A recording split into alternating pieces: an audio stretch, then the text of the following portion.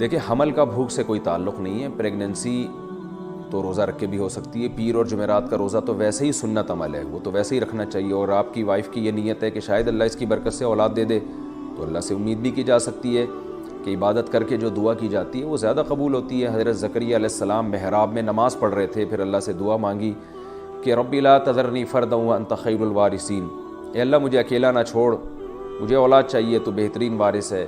اور سورہ مریم میں جو اللہ نے ذکر کیا, اذ نادى ربه نداء خفيا قال رب انی وهن العظم منی واشتعل الرأس شیبا ولم اکن بدعائک ربی شقیا, کہ اللہ میری ہڈیاں بوسیدہ ہو گئیں, بال سفید ہو گئے, لیکن میں تجھ سے ابھی بھی امیدیں لگا کے بیٹھا ہوں. تو اللہ نے آپ کو بڑھاپے میں اولاد دی.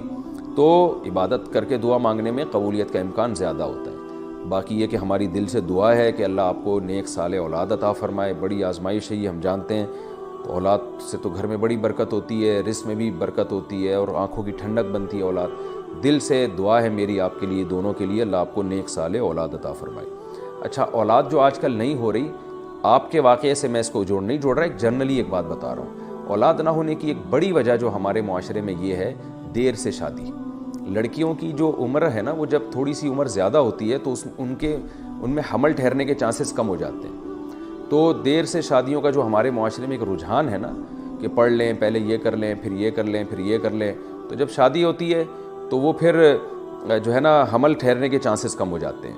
ایک وجہ یہ ہے. دوسری وجہ یہ ہے کہ ہمارے ہاں بہت دفعہ ایسے ہوتا ہے کہ جب شادی ہوتی ہے تو میاں بیوی کہتے ہیں کہ ابھی ہمیں اولاد نہیں چاہیے, تو حمل ٹھہرنے کی گولیاں کھانا شروع کر دیتے ہیں یا انجیکشن لگوا لیتے ہیں. اس کے بہت خطرناک سائیڈ ایفیکٹ ہوتے ہیں, اس سے بھی حمل ٹھہرنے کے چانسز کم ہو جاتے ہیں. بعض دفعہ یہ ہوتا ہے کہ میاں بیوی کے ایک بچہ ہو جاتا ہے, وہ اس میں اتنا لمبا وقفہ کر لیتے ہیں دوسرے بچے میں, وہ سمجھتے ہیں کہ اولاد ہمارے اختیار میں, ہم جب چاہیں گے 3-4 سال کے بعد دوبارہ پیدا ہوگا. لیکن وہ 3-4 سال کے وقفے کی وجہ سے عورت کو نقصان ہوتا ہے اور وہ حمل پھر دوبارا ٹھہرتا ہی نہیں ہے. ایسے کئی کیسز آئے ہیں. تو اس لیے, اور یہ بھی ایک بات بتاؤں جو ایک کینسر کے بہت بڑے اسپیشلسٹ نے بتائی مجھے, یعنی میں نے ان سے براہ راست سنی ہے, کہ جو دیر سے لڑکیوں کی شادیاں ہو رہی ہیں یہ بریسٹ کینسر کا بھی ذریعہ ہے. آج کل خواتین میں جو بریسٹ کینسر کی بیماری بہت خطرناک پھیل چکی ہے, اس کی ایک وجہ یہ بھی ہے کہ دیر سے شادی.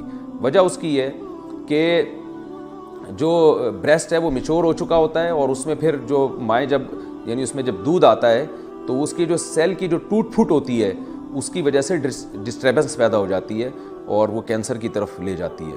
تو اس لیے میں بار بار کہتا ہوں, فطرت سے مت لڑو بھائی, خدا سے لڑائی مت کرو, فطرت سے مت لڑو, اللہ سے مت لڑو, اسلام سے مت لڑو. جلدی نکاح کو پروموٹ کریں معاشرے میں, تاکہ اولادیں بھی ہو وقت پر, اور عورت کی صحت بھی اچھی ہو, اور یہ جو بریسٹ کینسر کی بیماری ہے کسی حد تک اس سے بھی ہماری جان چھوٹ جائے. میں یہ نہیں کہہ رہا صرف ایک یہی وجہ ہے, ایک بڑی وجہ یہ بھی ہے دیر سے نکاح. تو اور پھر جو حمل روکنے کی گولیاں ہیں اور جو انجیکشن ہے, یہ ساری نظام جو ہے نا عورت کے اندر کے نظام کو تباہ و برباد کر رہا ہے. لیکن قربان جائیں فیملی پلاننگ والوں پہ, وہ ہمیں بچے پیدا کرنے کے خود ساختہ جو ان کے بنائے ہوئے نقصانات ہیں نا وہ تو بتاتے ہیں, بچے روکنے کے جو اس سے زیادہ نقصانات ہیں وہ نہیں بتا رہے ہوتے. تو یہ بھی ایک شامت اعمال ہے. بہرحال یہ میں نے آپ کے لیے نہیں کہا, یہ میں عمومی بات کی ہے, کیونکہ ایک موضوع چل پڑا تھا تو میں نے کہا اس میں وضاحت کر دوں.